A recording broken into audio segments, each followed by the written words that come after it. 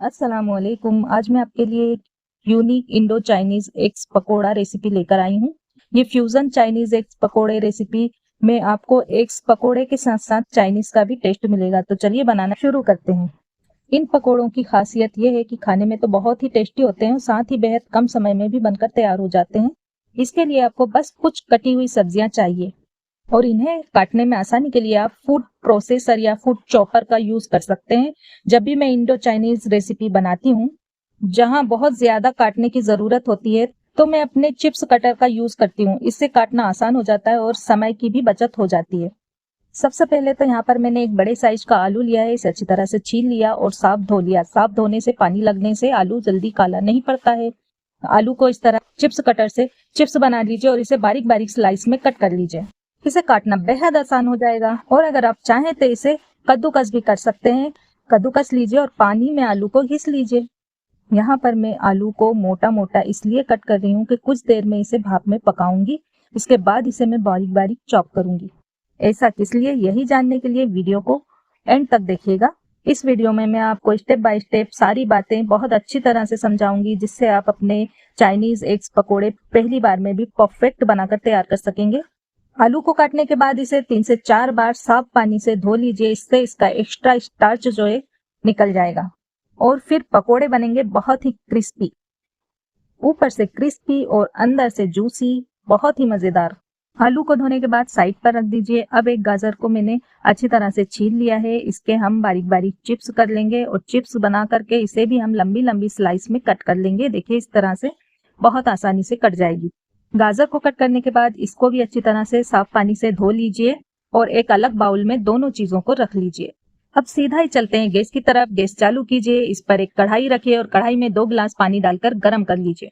फिर गर्म पानी में सबसे पहले गाजर डालिए और 1 मिनट के बाद ही इसमें आलू डाल दीजिए। हाई फ्लेम पर हल्का सा दोनों चीजों में भाप लगा लीजिए। इन दोनों चीजों को हमें ओवर कुक नहीं करना है, बस हल्का सा भाप लगाना है। ये हल्की सी सॉफ्ट हो जाए, बस इतना हमें चाहिए। तो कढ़ाई को बगैर ढके 2 से 3 मिनट के लिए इसे हम पका लेंगे। सब्जियों में भाप लगेगी तब तक इधर एक बाउल में ठंडा पानी डाल करके रख लीजिए।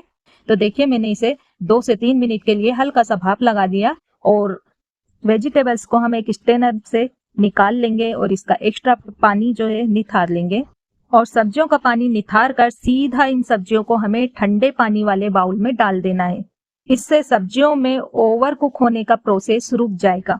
अच्छी तरह से चम्मच से चला लीजिए और सब्जियों को वापस से निथार कर एक अलग प्लेट में या बाउल में रख लीजिए। अब सब्जियां ठंडी हो गई हैं, इन्हें चाकू की मदद से बारीक बारीक चॉप कर लीजिए। तो सब्जियों को मैंने बारीक बारीक चॉप कर लिया है। इसे वापस से मैं सेम बाउल में डाल दूंगी और अब इसमें हम डालेंगे बारीक बारीक कटा हुआ पत्ता गोभी। अच्छा बारीक कट कर लीजिए या घिस लीजिए कद्दूकस से। और 2 से 3 हरी मिर्च बारीक बारीक चॉप करके डालेंगे और 2 कप के करीब बारीक कटा हुआ पत्ता गोभी डालेंगे। सबको अच्छी तरह से मिक्स करेंगे। इन्हें अच्छी तरह से मिक्स करने के बाद इसमें हम मिलाएंगे 1 छोटा चम्मच व्हाइट विनेगर और इसी के साथ इसमें हम डालेंगे 1 छोटा चम्मच शुगर पाउडर। नॉर्मल चीनी लीजिए, इसे बारीक पीस लीजिए और इसका पाउडर बना लीजिए। थोड़ा सा अजीनोमोटो डालेंगे, इससे एक चाइनीज पकोड़ों का टेस्ट इनहेंस होगा। साथ में आधा छोटा चम्मच काली मिर्च का पाउडर और नमक स्वाद के अनुसार। सब्जियों में भाप लगाने के बाद इसमें हम नमक डालेंगे तो सब्जियां जो है अपना पानी नहीं छोड़ेंगी और जब इसमें हम मैदा वगैरह मिलाते हैं तो उसका यूज कम होता है।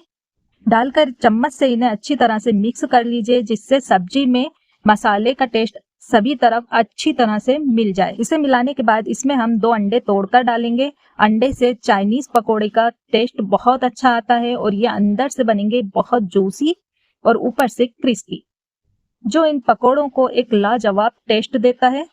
अंडे को अच्छी तरह से फेंट कर सब्जी में मिक्स कर लेंगे। अब इसमें हम डालेंगे कॉर्न स्टार्च। इसकी जगह पर आप पटेटो स्टार्च भी ले सकते हैं या मक्की का आटा भी ले सकते हैं।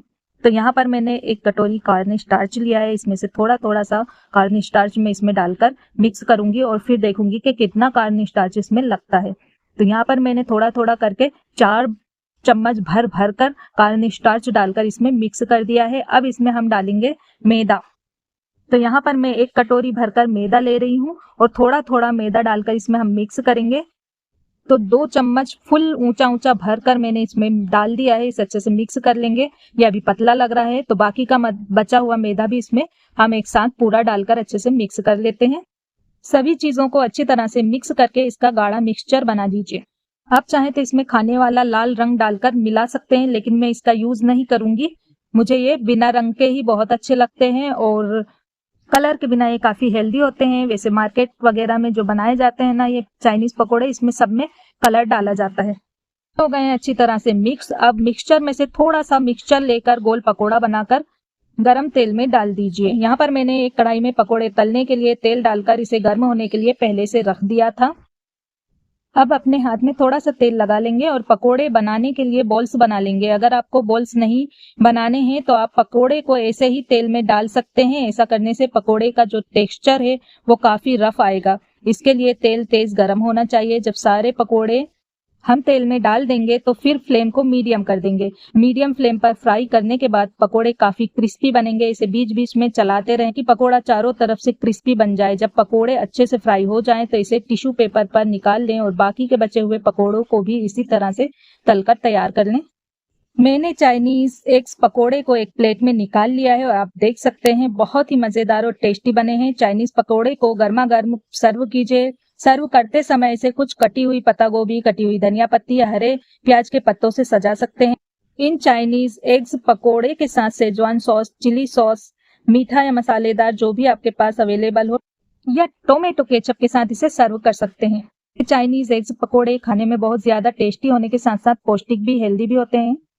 उम्मीद है कि आपको ये वीडियो पसंद आया होगा, ये रेसिपी पसंद आई होगी। अगर आपको ये रेसिपी पसंद आई है तो प्लीज इसे लाइक करें और सब्सक्राइब करें। और अगर आपको कोई प्रश्न पूछना है तो कमेंट करके मुझसे पूछ सकते हैं।